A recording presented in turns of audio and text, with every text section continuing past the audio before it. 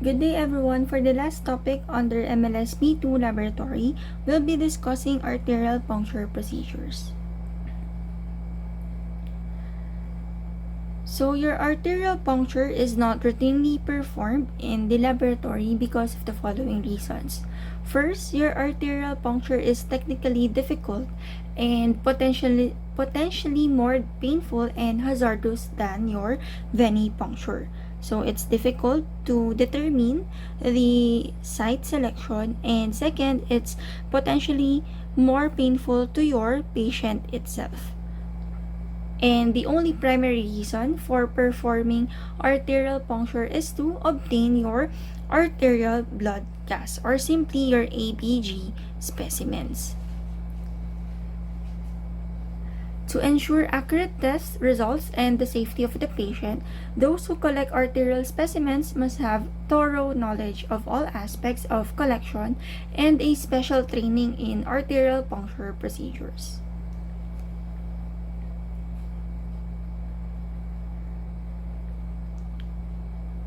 So for the site selection criteria in arterial puncture, you have to consider the following. First one is the presence of your collateral circulation. When we say collateral circulation, this is a alternate or backup blood vessels in your body that can take over when another artery or vein becomes blocked or damaged. Your collateral circulation provides an alternative route for your blood flow. And you have two ways on how you could be able to determine the site selection in arterial puncture. First one is the use of a portable ultrasound instrument or yung viewfinder, pwede din yon. And the second one is the use of the modified Allen's test, which will be further discussed as we go along with the discussion. Aside from this one, you have to also consider the accessibility and the size of the artery, the type of tissue surrounding the puncture site, the absence of inflammation, irritation, edema, hematoma, lesion, or wound, or a recent arterial puncture. So take note, mas matagal mag-heal yung arterial puncture compared with your venipuncture. So, kailangan we take into consideration yung mga puncture sites natin. And same rule applies in arterial puncture. Never select a site with AV shunt or fistula. And you can also never choose the side wherein there is mastectomy. So, same lang din sa arterial puncture. Kung sa veni puncture, bawal extract sa may AV shunt and fistula, and sa side na may mastectomy. Same din with the arterial puncture. So we have three main sites in arterial puncture selection. We have your wrist, your antecubital area, and your groin area. So we go now first with the first main site, which is the radial artery. Your radial artery is the first choice and the most commonly used site in arterial puncture. Its location is at the thumb side of the wrist. So if we zoom in our picture, it is located in this side. Okay? So usually kapag sa arterial puncture, tas etong site yung gamit natin, etong site na to yung kinukuhanan natin. Okay? What are the advantages of using this site during arterial puncture? First one, there is a presence of good collateral circulation. Because kapag ginamit natin tong site na to for arterial puncture, there is collateral circulation on the other side of your artery, which is your ulnar artery. Okay? Take note, remember your human anatomy. Dun sa thumb side, ito si radial. Dito sa other side, it's your ulnar artery. Okay? So, its advantage is meron siyang good collateral circulation. So, kahit na damage itong part na to, meron pa rin good flow of circulation because of your ulnar artery. It's easier to palpate because of the presence of your pulse. Okay, strong yung beats natin dito.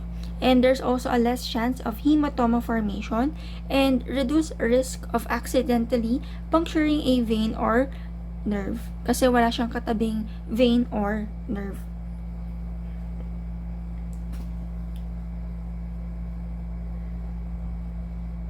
What are its disadvantages? Its disadvantages is first, you need of course a skill to perform radial arterial puncture because it's small. Okay, and then it also depends on your patient. And it's also difficult to locate on patients who are hypovolemic and with low cardiac output kasi mahina yung pulse rate nila nun. Next, we go now to the second main site, which is your brachial artery. Your brachial artery is the second choice during arterial puncture. It's located in the medial anterior aspect of the antecubital fossa. So, if we zoom in our picture, it is located on the upper portion of the antecubital area. So, ito siyang buo. Ito. Okay? Pero, during arterial puncture, ang usual site natin for arterial puncture is this one. Ito sa bandang baba. Okay? Malapit siya sa antecubital fossa natin. Now, what are its advantages? It's larger and easier to palpate because if you would try also to palpate your brachial artery, there's also the presence of your pulse. Okay? And ito yung ina-avoid natin during venipuncture, di ba? And this is the artery that is preferred when you require to get a large volume of blood or ABG. And it's often less painful compared to your radial artery. But for its disadvantages, it has no direct collateral circulation unlike with your radial artery. So, ito lang siyang artery na to. So, if na-damage siya, wala siyang kapalit or alternate na blood vessel that could continuously help the proper circulation of the blood. And it's also deeper and harder to puncture, and it's difficult to palpate, especially with obese patients. And also, we have to consider also its nearby veins and nerves. Malapit siya kay basilic vein and kay median nerve. Okay? And it also has an increased risk of having hematoma. So, how would you know if yung specimen nyo is from a vein or from a artery? Kapag vein, take note lagi, siya yung laging deoxygenated blood. Okay? So, meaning to say, the color is dark red yung specimen nyo. Kapag naman artery, yung nahit nyong blood vessel, ito yung oxygenated blood. So, meaning to say, dapat ang color ng specimen nyo should be at least bright red. Or if hindi man bright red, it should be brighter compared with the oxygenated blood. Okay?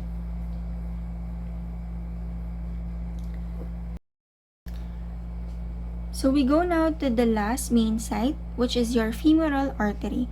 This is the largest artery among the three main sites and is located superficially in the groin, lateral to your pubic bone. It is primarily used by physicians and trained emergency personnel. And this is only a selection site during emergency situations or when no other site is available anymore. So, if we zoom in our picture, it is located in this part. Ito. Okay? Ito siya. And ang pwede lang mag-extract again dito sa site na to are our physicians tsaka trained personnel na marunong mag-extract talaga sa part na to. Okay?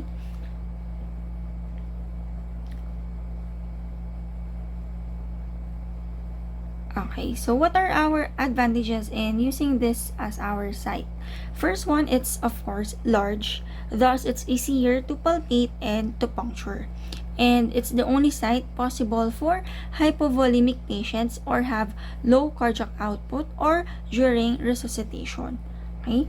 So there is one incident that I would like to share with you nung intern ako. Meron kasing dinala sa ER na sundalo. Yon. Tapos, yung sundalo kasi is galing siya sa Marawi Siege. Ayun. So, galing siyang Mindanao. Tapos, napadala siya sa amin.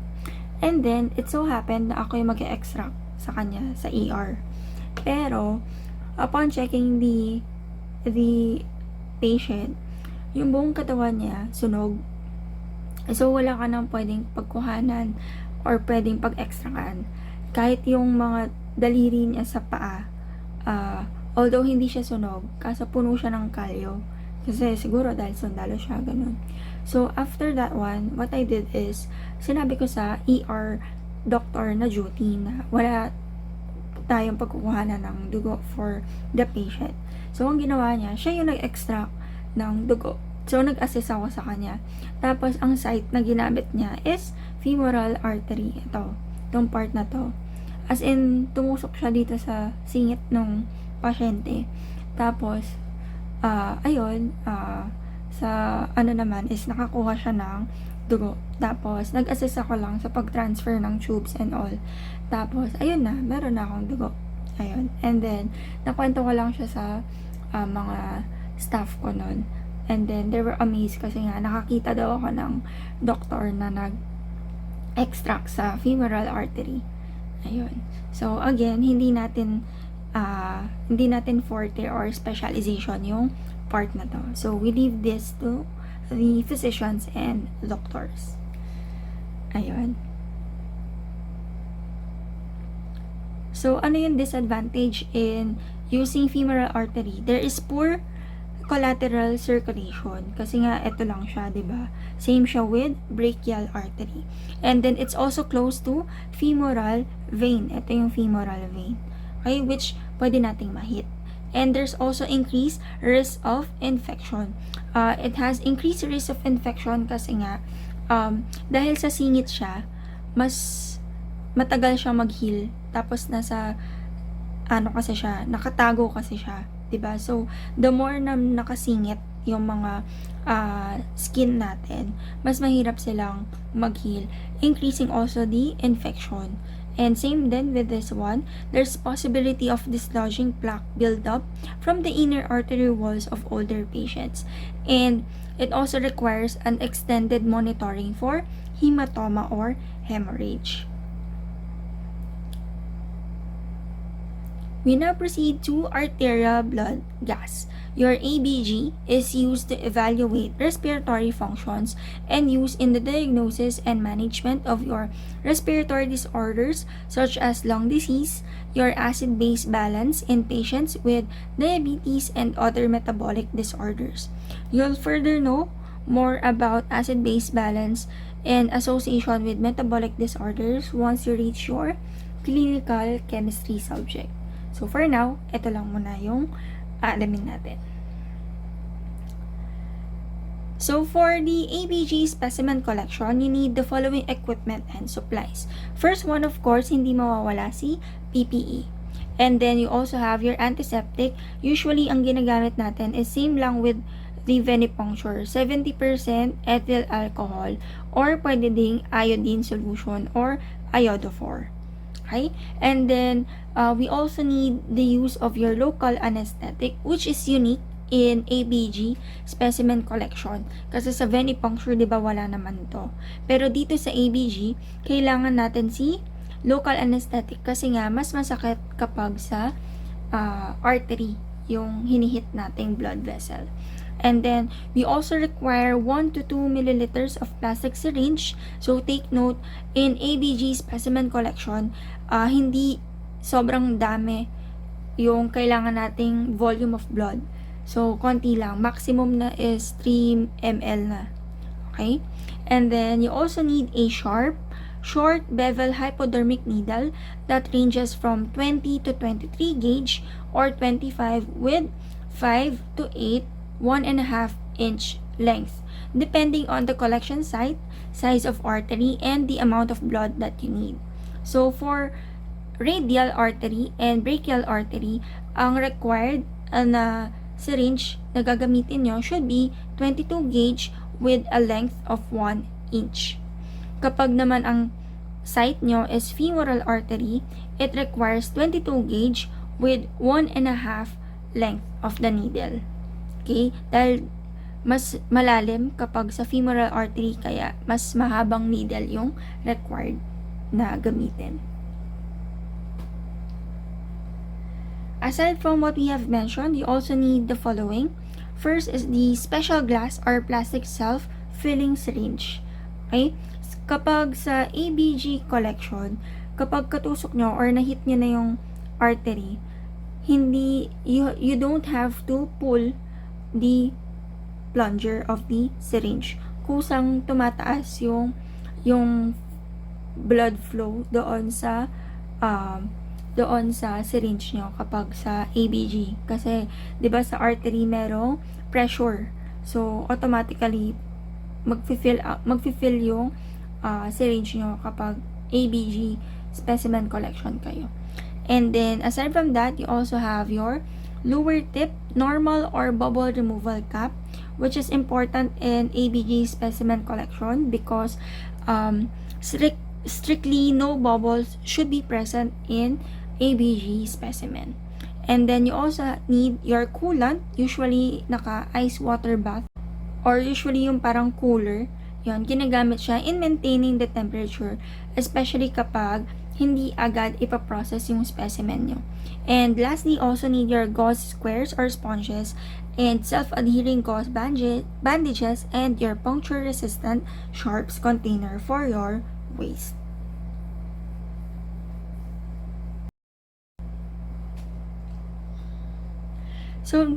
So for the ABG specimen collection, the following are the procedures. So halos same lang siya with your venipuncture procedure. First one, you should have the test requisition. And additionally, you have to consider the following: the body temperature of the patient, the respiratory rate, and the ventilation status. For the respiratory rate, the normal respiratory rate should be at 12 to 16 beats per minute. Okay? And then, aside from that, you should also consider the patient preparation and assessment. The patient should be in a relaxed and comfortable position so that you could be able to maintain its respiratory rate tsaka ventilation status. Kasi affected si arterial blood ng oxygen levels. And the patient should be either lying in bed or seated for a minimum of 5 minutes or until the breathing has stabilized. So consider that your patient should be in a stable or steady state for at least 20 to 30 minutes before obtaining your arterial blood. And again, you should consider the body temp, breathing pattern, concentration of oxygen present to your patient. Kasi nga, it's markedly affected with it.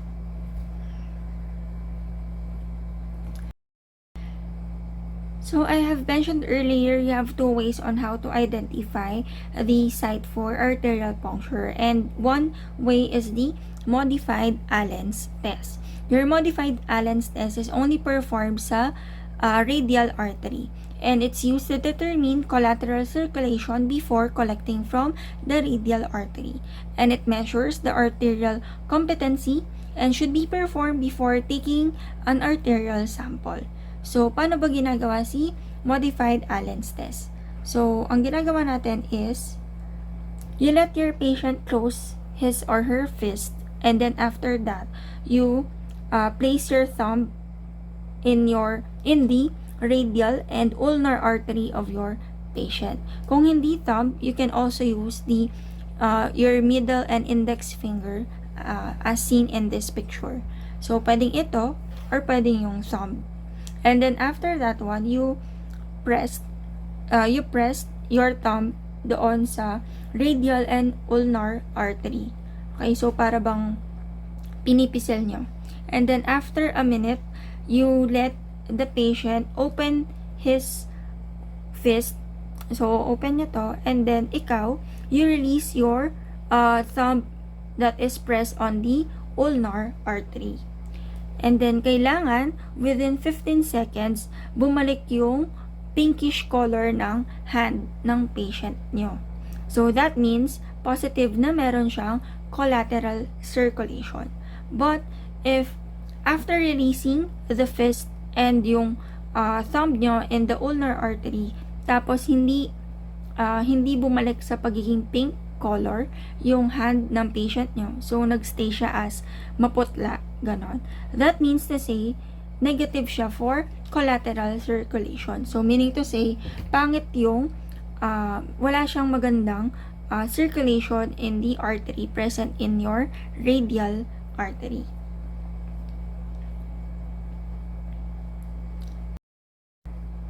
So this is just the steps given one by one. So to reiterate, first again, you have to make a tight fist for your patient. So magko-close ng fist, and then afterwards, ikaw, you would use your middle and index finger or your thumb on the both hands and apply pressure on the patient's wrist, and then compress the radial and ulnar arteries at the same time. And then, while maintaining pressure, have the patient open the hand slowly, yung fist. And the hand should appear blanch or ito yung maputla. Okay? And then, lower the patient's hand and release pressure on the ulnar artery only. Yun dun sa side ng little finger. And then, assess the results. Again, a positive result is when the patient's hand flushes pink and returns to normal within 15 seconds. So, babalik siya as paganto. Okay, na pink.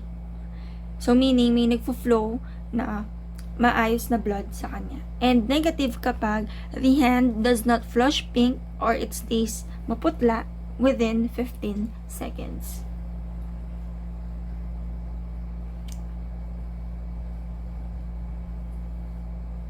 So before doing the ABG specimen collection, you have to consider first the administration of the local anesthetic. So usually, it's either pinapahid lang din doon sa site for collection, and then after that one, you proceed now to the radial procedure. So once naglagay na kayo ng local anesthetic, you now position the arm of the patient. Okay? You can also place a towel underneath to make the patient more comfortable and to make mas steady yung position ng patient nyo. And then locate the artery, and once you have located the site, you now clean the site using 70% ethyl alcohol or isopropyl alcohol and iodophor or iodine. Either of those will do. And then prepare now your equipment.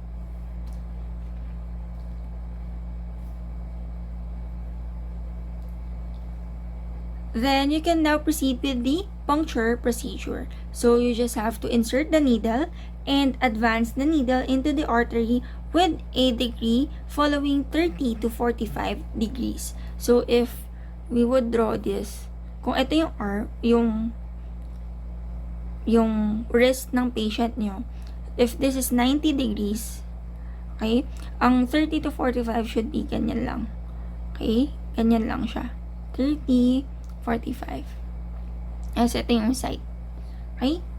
And then we draw the needle and apply pressure. Okay? Apply pressure talaga. Unlike yung sa veni, di ba? Minsan hindi kailangan talaga ng sobrang pressure after collection. Pero here in arterial blood puncture, kailangan talaga ng matinding pag-apply ng pressure to stop the bleeding of the site. And then remove the air present in your specimen, cap the syringe, and then mix the specimen. And check the site if there is still bleeding. Okay? Now, for transportation and handling of ABG specimen, the arterial blood collection should be placed in a plastic ABG syringes and can be transported at room temperature. But take note that it should be tested within 30 minutes or as soon as possible. If hindi siya kayang i-test within 30 minutes, it should be placed in a glass syringe and should be in a cool ice slurry. So, usually, dapat meron siyang ice water bath. Okay? Because if it has delayed testing, the WBC count and platelet count will be affected. And also take note guys, in ABG specimen collection, ang anticoagulant that we usually use is heparin. Okay? Ayun, heparin. And also, we do not use tubes in ABG specimen collection unless it would be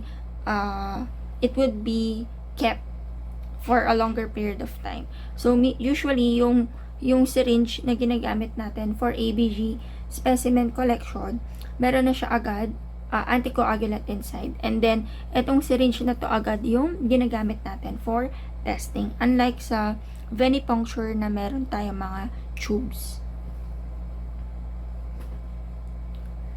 So, these are the complications that may arise during arterial puncture collection. Aside from that one, you can also check the different sampling errors that can occur during arterial blood gas results. So, eto nga, you have your air bubbles present. So, since, diba, as mentioned earlier, arterial blood gas is affected by the presence of the oxygen. So, if merong air bubbles na present, so there will be an effect in your sample itself. So, the atmospheric oxygen would enter your sample and carbon dioxide from the sample enters the air bubbles, affecting now your results. And when there's too much heparin or anticoagulant, the pH is lowered kasi si heparin is acidic. And when there's inadequate mixing of your anticoagulants, there's the presence of clots which can interfere with your analyzer. Take note that we never feed the analyzers with clotted specimens, same as with your venipuncture specimens. Okay? And then delayed analysis, especially when it's not placed in a ice water bath. So the white blood cells and platelets in the sample would continue their metabolism, thus utilizing oxygen and producing carbon dioxide. So magkakaroon kayo ng falsely decreased oxygen and increased carbon dioxide. And kapag ang specimen nyo is venous specimen rather than arterial sample, of course, there will be falsely decreased oxygen and increased carbon dioxide. Kasi nga, si arterial si oxygenated blood and si venous si deoxygenated blood. And lastly, these are the criteria in ABG specimen rejections. So, first one, bawal may air bubbles. Of course, bawal yung clotted. Hemolyzed na specimen, bawal din, especially if electrolytes are ordered. Improper labeling or wrong identification. Improper transportation temperature. So, again, if there would be delayed analysis, it should be placed in a ice water bath with 1 to 5 degrees Celsius maintaining temperature. Inadequate volume of specimen and prolonged delay in delivery to the laboratory and wrong type of syringe use. So these are the references for this discussion, and that ends our discussion for arterial blood puncture. Thank you.